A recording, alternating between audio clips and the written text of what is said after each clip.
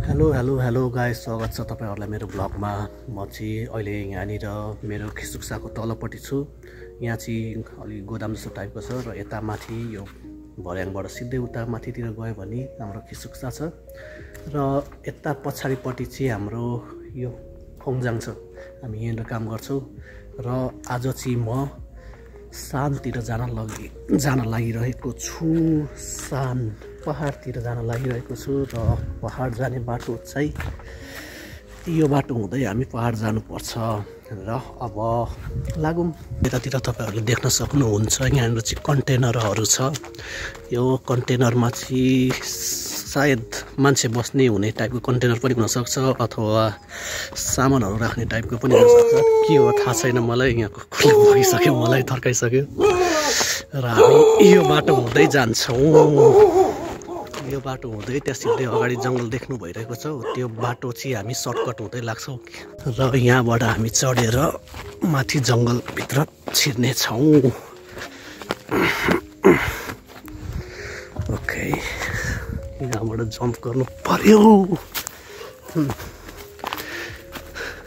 हामी जङ्गलभित्र छिरिसकेको छौँ अहिले र यता पछाडिबाट यो सिधै गयो भने यहाँबाट रोड पनि निस्किन्छ र यताबाट पनि रोड त निस्किन्छ। तर अहिले हामी सानतिर जान लागिरहेको छौँ।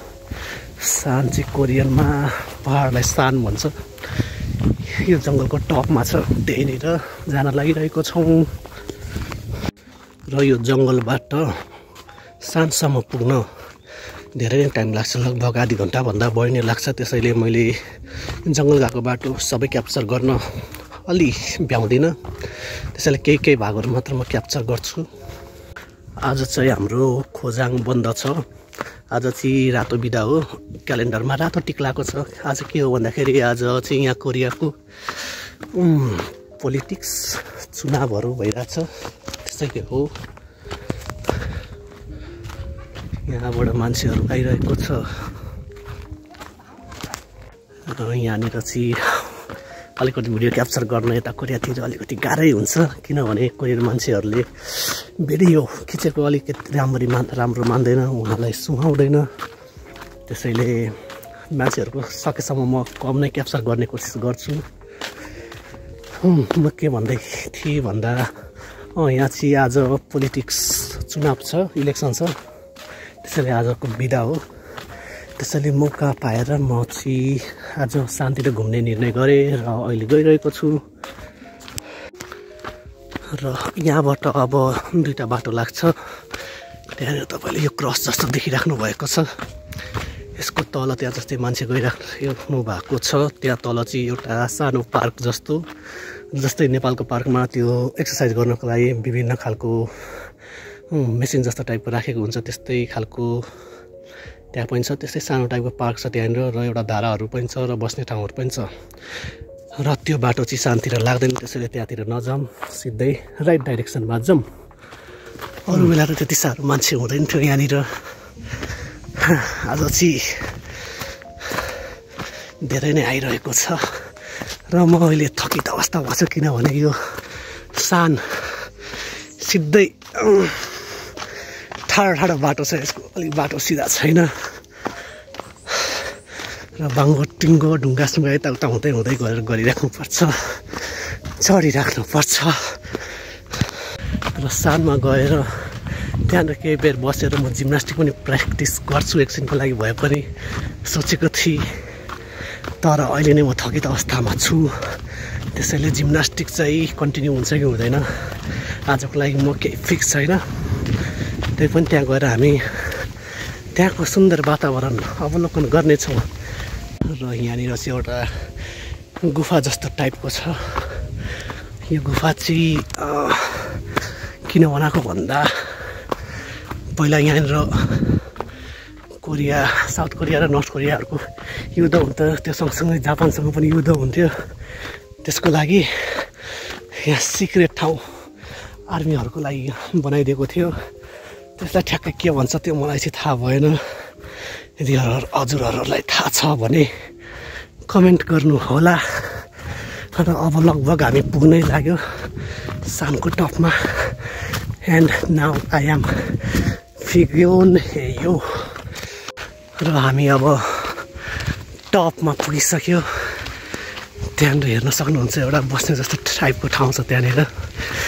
हामी त्यही बाटो हुँदै अगाडि बढ्नेछौँ। यहाँबाट गयो भने अर्कै बाटो जान्छ, तर अहिलेको लागि हामी राइटतिर आफ्नो दिशा परिवर्तन गरौँ। धेरै फिगुन यो भइसक्यो।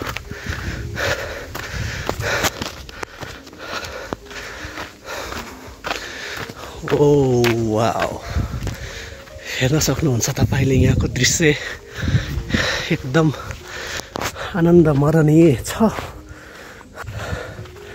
हामी बसेको खिसुक्सा बाटोसँग नजिक ठाउँ, नजिक टपको पहाड जस्तो टाइपको ठाउँ भनेको यही हो जस्तो लाग्यो। त्यसैले यतातिर भ्रमण गरौँ आज। त्यसको तलतिर चाहिँ म गएको छैन यतातिर, आज त्यतातिर पनि जानेछौँ। र प्रायः हामी चाहिँ त्यही ठाउँमा गएर एकछिन बसेर फर्केर आउने गर्थ्यो। त्यहाँनिर चाहिँ एउटा चिहान पनि छ। यता कोरियामा चाहिँ जताततै मान्छेहरूको गाड्ने चिहान बनेको छ। सुरुमा हामी त्यहाँ जानेछौँ। त्यहाँ गएर एकछिन रेस्ट गरेर फेरि तलतिर लाग्नेछौँ। हेर्न सक्नुहुन्छ तपाईँले यहाँको डेभलप्ड ठाउँ। यस्तो पछाडितिरको ठाउँ एउटा बिच जङ्गलको यता साइडतिर भएको ठाउँ पनि यति अर्गनाइज तरिकाले बनाएको छ कि तारिफ गर्न मन लाग्छ।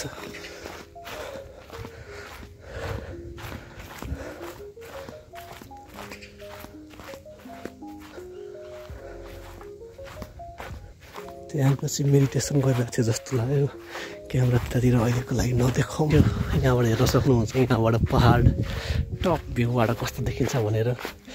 र यहाँनिर चाहिँ चिहान छ, मान्छेहरू गाड्ने ठाउँ। त्यतातिर रोडहरू पहाडहरू सबै छ, हेर्न सक्नुहुन्छ तपाईँले।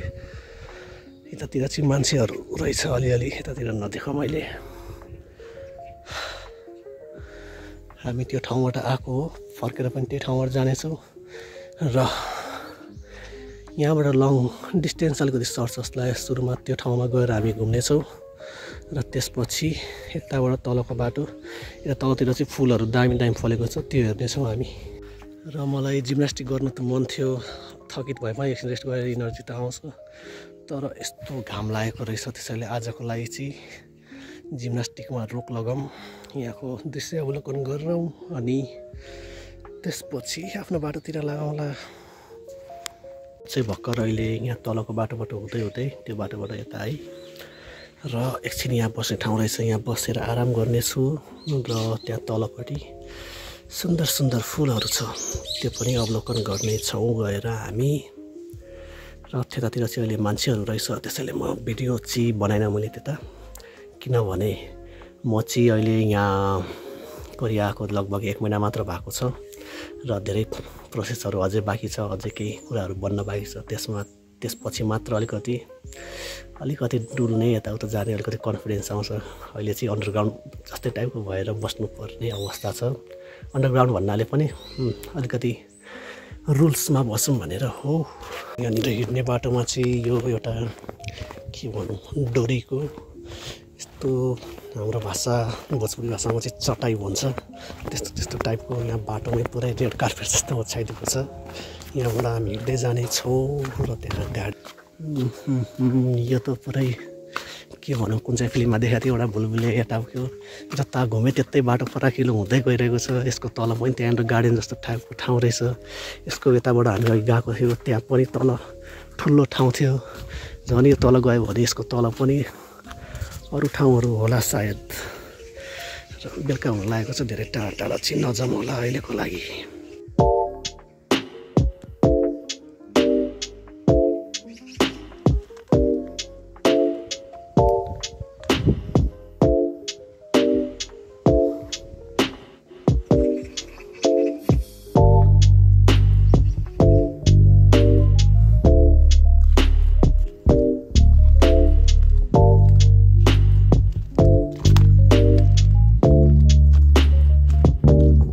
तल चाहिँ हामी अहिलेको लागि नजाउँ, त्यहाँ रेस्टुरेन्टहरू टाइपको त्यस्तो पार्किङहरू पनि एरिया छ जस्तो लाग्यो। अब टाइम बित्न लागिसक्यो र त्यहाँबाट कार पनि आउँदैछ, त्यसैले यो बाटोतिर अब लागौँ। हामी अब फर्किनेछौँ रोड हुँदै हुँदै।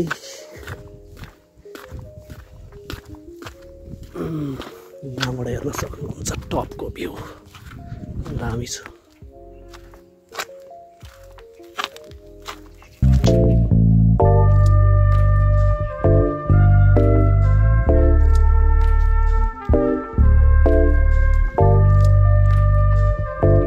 यो बाटो हुँदै हुँदै अब फर्किनेछौँ, यहाँबाट लाग्नेछौँ त्यो भर्याङ चढेर सर्टकट युज गरेर। र अहिले चाहिँ 6 बज्न लागिसक्यो, त्यही पनि घाम त लागिरहेको छ। यताको मौसम नै त्यस्तै छ अहिलेको लागि। त्यहाँ भर्खर मेरो पछाडि कोरियनहरू गयो। यहाँ चाहिँ सबजना आने घाँस्यो गर्दै हिँड्नुपर्छ, यहाँको संस्कार हो। र मैले पनि भर्खर गरेँ। अब चाहिँ म खिसुक्सातिर लाग्दै गइरहेको छु। तपाईँले हेर्न सक्नुहुन्छ मौसम पनि अलिअलि अँध्यारो हुँदै गइरहेको छ, झन्डै चिप्लियो। र म घर फर्किने सोचिरहेकै थिएँ कि मलाई अलिकति तिर्खा पनि लाग्यो र अलिकति हामीसँग समय पनि छ। त्यसैले हामी त्यो मैले अघि भनेको एक्सर्साइज गर्ने ठाउँतिर लाग्नेछौँ। र त्यहीँनिर सानो कुवा जस्तो टाइपको पनि छ, त्यहाँनिर हामी पानी खानेछौँ। हामी त होइन, म खानेछु। ठ्याक्कै यो डाइरेक्सन यहाँबाट हामी उत्तर डाइरेक्सन गएर यहाँबाट हामी सानबाट आयो र यता पछाडि गयो भने हामी खिसुक्सा जाने बाटो आउँछ र यता ब्याकतिर आयो भने हामी त्यो पार्क जस्तो ठाउँमा पुग्छौँ। धेरै टाढा छैन, त्यसैले हामी लागौँ त्यतातिर। ल गाइज, हामी अब आइसकेको छौँ पार्क जस्तो ठाउँमा। यता साइडमा छ, त्यो नजिक गएपछि देखिन्छ।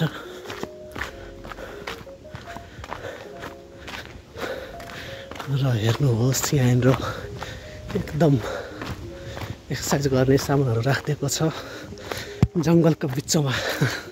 कसैले सोध्छ होला त जङ्गलको बिचमा पनि यस्तो पार्क गर्ने टाइपको ठाउँ, पार्क जस्तो यता बस्ने ठाउँ, त्यहाँ पानी पिउनको लागि कुवा पनि। कोरियामा यस्तो सुविधाहरू छ जङ्गलको बिचमा। त्यहाँनिर हेर्ने भाइ, त्यहाँनिर त्यसलाई के भन्छ त्यो थाहा छैन, पिङ जस्तो टाइपको हो, त्यो पनि बसेर खेल्न सकिन्छ। र यहाँ एक्सर्साइज गर्ने विभिन्न के भनौँ उपकरणहरू छ। तर अहिलेको लागि चाहिँ हामी एक्सर्साइज गर्ने छैनौँ, किनकि अलरेडी नै म त्यहाँ माथि सानो पुगेर आएको छु, एकदम थकित अवस्थामा छु। त्यसैले पानी पिएर जानेछु। आजको लागि यतिमै समाप्त गरौँ। आशा गर्छु कि आजको यो सानो सर्टकटवाला भ्लग, पहाड चढेको, त्यहाँको दृश्य अवलोकन गरेको हजुरहरूलाई रमाइलो लाग्यो होला। फेरि पछि 1 हप्ता 2 हप्तापछि अर्को भिडियोमा आउनेछु। त्यति बेलासम्मको लागि आफ्नो ख्याल राख्नु होला। Tata bye by.